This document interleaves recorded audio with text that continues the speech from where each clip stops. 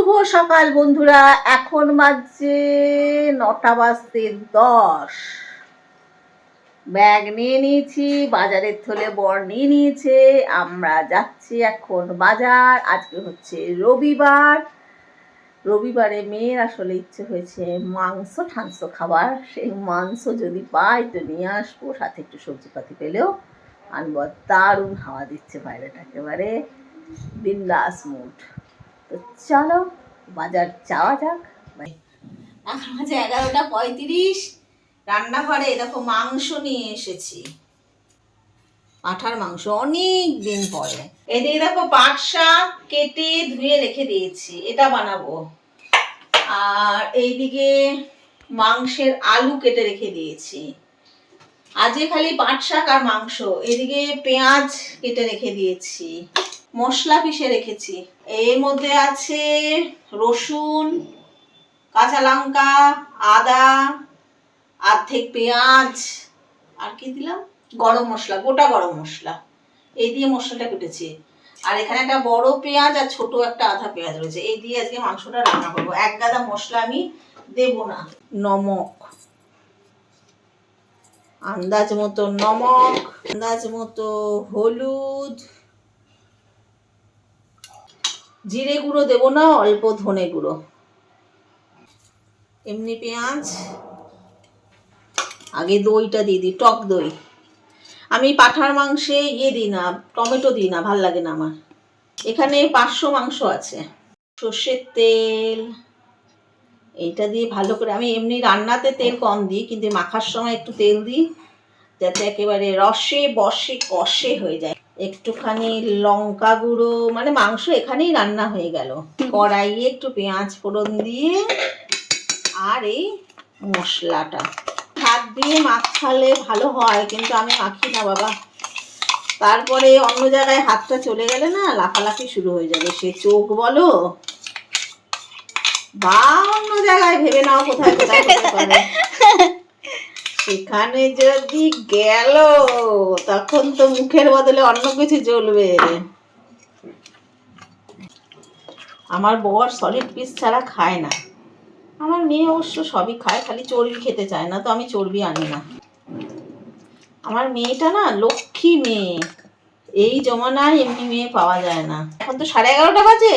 ফ্রিজে এটাকে মিনিমাম আধা ঘন্টা, ম্যাক্সিমাম 1 ঘন্টা ম্যারিনেশনে রাখবো। কি করছো মামা? এই যে তাল শাঁস এনেছি, দেখ কি ভালো খেতে রে, নরম তুলতুলে। দেখ দেখ, এটা ছাড়িয়েছি, চামচ দিয়ে ছাড়াচ্ছে, হাত দিয়ে ছাড়ানো যাচ্ছে না, কারণ ফুটো হয়ে যাওয়ার চান্স থাকবে। ফুটো হয়ে গেলে রসটা পুরো বেরিয়ে যাবে, বুঝলে তো বন্ধুরা। এটা আবার আমার মেয়ের মুখে পপাক করে না, দেবে। আমার তোমার মেয়ের মুখে আছে অলরেডি। আর আমার মুখে ঢুকে নি। ইয়েস।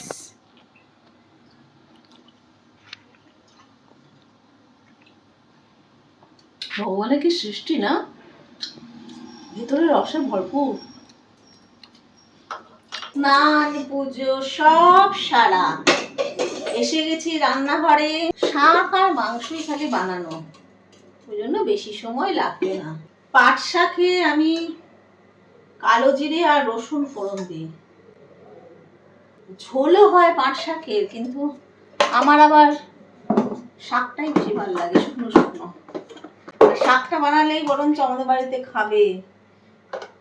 খুব একটা যে পছন্দ করে বলবো না, কারণ একটু লস লস করে তো শাকটা, ওই জন্য অনেক কিছু ভাবনা চিন্তা করে রান্না করতে হয়। আমরা মা না, আজ হচ্ছে mother's day. Happy mother's day আমার সকল বান্ধবীকে। আমাদের একটাই লক্ষ্য হওয়া উচিত, কি বলতো, ভালো রেজাল্ট করা, ভালো চাকরি পাওয়া, কম্পিটিশনের যুগ এগুলো তো রয়েছে, এগুলো তো আমরা বাচ্চাদের মধ্যে তৈরি করার চেষ্টাই করি। কিন্তু সব থেকে বড় কি জানো তো, একটা ভালো মনের মানুষ। আর সেটা একমাত্র তৈরি হয় মা যদি সেই বীজটা বাচ্চাদের মধ্যে রোপণ করে, তাই না? সব কিছুর মধ্যে ভালো দেখা। খারাপ অনেক আছে, হয়তো 100 ভাগের মধ্যে 99 ভাগ খারাপ, কিন্তু তার মধ্যে 1 ভাগ যে ভালো আছে, সেই 1 ভাগ ভালো দেখার সবার আগে নজর দেওয়া উচিত। প্রত্যেকটা বাচ্চাকে সব কিছুর মধ্যে ভালো দেখার একটা দিক তৈরি করা উচিত, এবং সেটা তুমি নাও। খারাপটা সরাও, ভালোটা নাও, খারাপটা সরাও, ভালোটা দাও।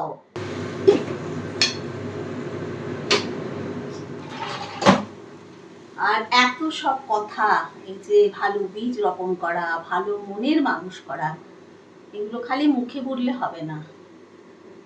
প্রত্যেকটা দিন আমরা ঘরে যেভাবে চলছি, আমাদের কথাবার্তা, আমাদের আচার ব্যবহার, আমরা কি কি করছি, সবটাই কিন্তু বাচ্চার মধ্যে ঢুকে যায়। সেটা আলাদা করে শেখাতে লাগে না। তাই মুখে যদি আমরা বলি এটা করা খারাপ, ওটা করা ভালো, অথচ করছি অন্য কিছু, তাহলে না।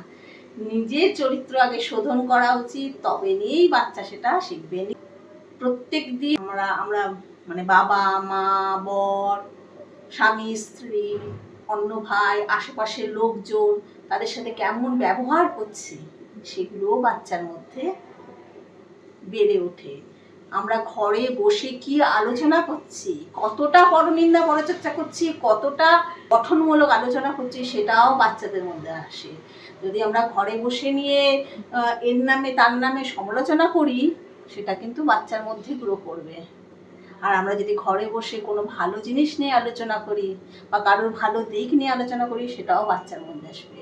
পুরোটাই নির্ভর করছে আমার মনে হয় বেশিরভাগটা মা, কেননা মায়ের সঙ্গে বাচ্চারা বেশি অ্যাটাচ হয়।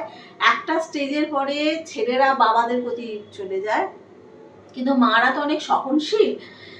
একমাত্র আমার মনে হয় মহিলারা মাল্টিটাস্ক করতে পারে, মানে রান্নাও করছে, বাচ্চাও সামলাচ্ছে, অফিসও সামলাচ্ছে, সবকিছু করতে পারছে একমাত্র মহিলারা, ঠান্ডা মাথায়। তার জন্য মা দুর্গার সঙ্গে তুলনা করা হয়।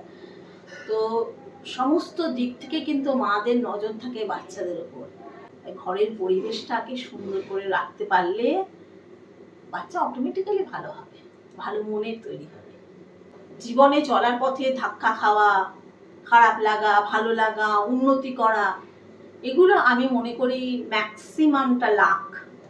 তুমি তোমার এফোর্ট দাও, একটাই লক্ষ্য, কাজ করো, কর্ম করো, বাদ বাকি যেটা আমার ভাগ্যে আছে সেটা হবেই। এবং সেটাকে মানতে পারার মতো মনটাকে তৈরি করতে হবে, সেই মানতে পারার অভ্যেসটা তৈরি করতে হবে। সেটা খুব একটা সহজ কাজ নয়, এখনো আমার মনে হয় খুব কঠিন কাজ। নিজেকে মানাতে অনেক কষ্ট হয় কোনো কোনো ব্যাপারে, কারোর ব্যবহার বা কোনো কিছু এক্সপেকটেশন যেটা পাই না, সেটা মানাতে অনেক কষ্ট হয়। কিন্তু এটা একটা হচ্ছে অভ্যেসের ব্যাপার, মনের জোরের ব্যাপার। যখন সবকিছু মানতে পেরে যাবো না একেবারে, তার মতো বোধহয় পিসফুল মাইন্ড আর কারোর হতে পারে না। নিজের সন্তান থাকা মানেই মা তা নয়, কিন্তু এমন অনেক অনেক মানুষ আছে আমার চেনা জানা, যাদের নিজের সন্তান নেই, কিন্তু অনেক অনেক বাচ্চা মানে সন্তানদের জন্য এমন করে যেটা নিজের মায়ের পক্ষেও করা সম্ভব নয়, এত এত করে। তো সকল মাকে আমার তরফ থেকে মাদার্স ডের অনেক অনেক শুভেচ্ছা। আমরা সবাই যেন একটা সুন্দর পরিবেশ করে তুলতে পারি, বাচ্চাগুলোকে সুন্দর করে মানুষ করতে পারি। দুপুরের খাবার নিয়ে বসে গেছি। এটা হচ্ছে আমার সব থেকে বড় কাজ। বরের জন্য বোনলেস মাটনগুলোকে একটা বাটিতে ঢালা, মেয়ে আবার অন্যরকম চর্বি ছাড়া হাড় শুদ্ধ হালকা খায়, অল্প খায়, তাকে বাটা, আর আমি সব কিছু খাই। তো এই হচ্ছে মাংসের ঝোল, গন্ধরাজ লেবু নিয়ে নিয়েছি দেখো, আর পাটের শাক। এই হলো আজকে দুপুরের খাবার। তোমরা যে যেখান থেকে আমার ভিডিও দেখছো, তোমাদের সকলকে আমার আন্তরিক ধন্যবাদ জানাই। তোমাদের যদি আমার ভিডিও ভালো লেগে থাকে তাহলে প্লিজ সাবস্ক্রাইব করো, লাইক করো আর শেয়ার করো। শুভ সন্ধ্যা বন্ধুরা, এখন প্রায় 8:30 বাজতে চললো। আমি একটুখানি মুড়ি খাচ্ছি, ঘুগনি বেঁচেছিল, ঘুগনি মুড়ি খিদে খিদে পেয়েছিল একটুখানি। আর মেয়ে বার্গার খাবে, সেই জন্য ইনস্টামার্ট থেকে আবার ওই বার্গার স্পেশাল পাউগুলো পাওয়া যায় না, ওগুলো আনালাম। এবার আমি খুলবো প্যাকেটটা। এই মেয়েটা না আমাকে জ্বালিয়ে মারে, সেই চিকেন প্যাটি বানানোর রেডি আছে সব কিছুই, আর বার্গার এটা খাবে। ওইটাই এখন আনপ্যাক করবো। ইনস্টামার্ট থেকে এক্ষুনি দিয়ে গেল, এই দেখো এখানে দিয়ে গেছে। এবার এটাকে খুলবো। দেখ, অনেক কিছু আনিয়েছি একটু আধটু। কী হয়, 500 কিছুর উপরে জিনিস কিনলে ডেলিভারি ফ্রি হয়, তো সেই জন্য একটু দরকারি জিনিস নিয়ে নিয়েছি।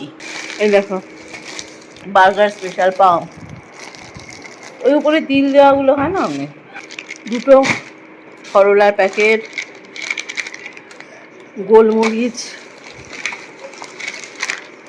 দুটো গোলমরিচ খাওয়া হয় আমাদের অনেক। একটা হারপিক, এই পিনাটগুলো 2 প্যাকেট আনিয়ে নিয়েছে। আমুল মস্তি দহি, আচারটা বানিয়েছি আমের, এটা রোদে দিচ্ছি রোজ একটু একটু করে। 3-4 দিন এভাবে রোদে দেবো, তারপরে তেল দেবো এর মধ্যে। মানে অল্প তেল দিয়েছি এখানে খানিকটা, আর ডুবো তেলে করবো শিশিতে ভরার পরে। এই যে ইনি খাচ্ছেন, আর আমি আজকে দেওরদের বাড়িতে আড্ডা মারতে বসবো। তো এই রুটি ফুটি বানিয়ে নিয়ে যাচ্ছি আমি, যাতে এসে নিয়ে রুটি বানাতে না লাগে। রান্নাঘরে কাজ করলে গরম লাগে, যা টিপ নিপ সব খুলে কোথায় পড়ে চলে গেছে। চলো, এখন বাজে 9:15। তো আজকে আমি এখানেই ব্লগটা শেষ করছি। নেক্সট ব্লগে তোমাদের সঙ্গে আবার দেখা হবে। তোমরা খুব ভালো থেকো, আনন্দে থেকো, আর অবশ্যই সুস্থ থেকো। তাহলে আজকের মতো তোমাদের সকলকে টাটা।